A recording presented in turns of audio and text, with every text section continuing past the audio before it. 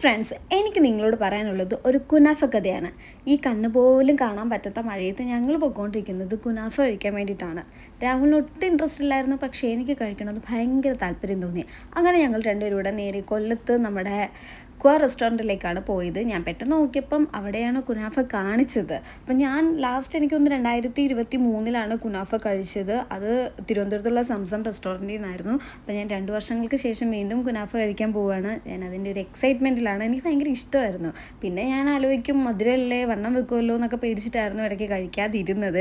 ഇപ്പോൾ എനിക്ക് ആ പേടിയില്ല, കാരണം ഞാൻ അത്രയ്ക്കും വണ്ണം വെച്ചിരിക്കുകയാണ് ഇപ്പോൾ. അപ്പോൾ എനിക്ക് എന്ത് വേണമെങ്കിലും കഴിക്കാം. അപ്പോൾ നമ്മുടെ മെയിൻ ഐറ്റം കുനാഫ വന്നിട്ടുണ്ട്. അപ്പോൾ ഇതെന്ന് പറയുന്നത് നമ്മുടെ ക്രീം കുനാഫയുടെ മുകളിലായിട്ടാണ് കൊടുത്തേക്കുന്നത്. പക്ഷെ ഞാൻ അന്ന് കഴിച്ചത് ക്രീം നടുക്കായിട്ടായിരുന്നു. എനിക്ക് കുറച്ചുകൂടെ ടേസ്റ്റ് തോന്നിയത് സംസമ്മിലായിരുന്നു. അപ്പം നമ്മൾ ഇഷ്ടപ്പെട്ട് വന്നതുകൊണ്ടായിരിക്കും അറിയില്ല, മഴയായതുകൊണ്ടായിരിക്കും അതും അറിയില്ല, എനിക്ക് ഇതും ഭയങ്കരമായിട്ട് ഇഷ്ടപ്പെട്ടു. എങ്കിലും ഒരുപടി മുകളിൽ സംസം റെസ്റ്റോറൻറ്റിലെ കുനാഫയാണ് ഇഷ്ടപ്പെട്ടത്. അപ്പം രാഹുൽ ഫസ്റ്റ് ടൈമാണെന്ന് തോന്നുന്നു കുനാഫ കഴിക്കുന്നത്. കഴിച്ചിട്ട് രാഹുലിനും ഇഷ്ടപ്പെട്ടു, കൊള്ളാമെന്നുള്ള മറുപടിയാണ് ഞാൻ ആ മുഖത്തു നിന്ന് കണ്ടത്.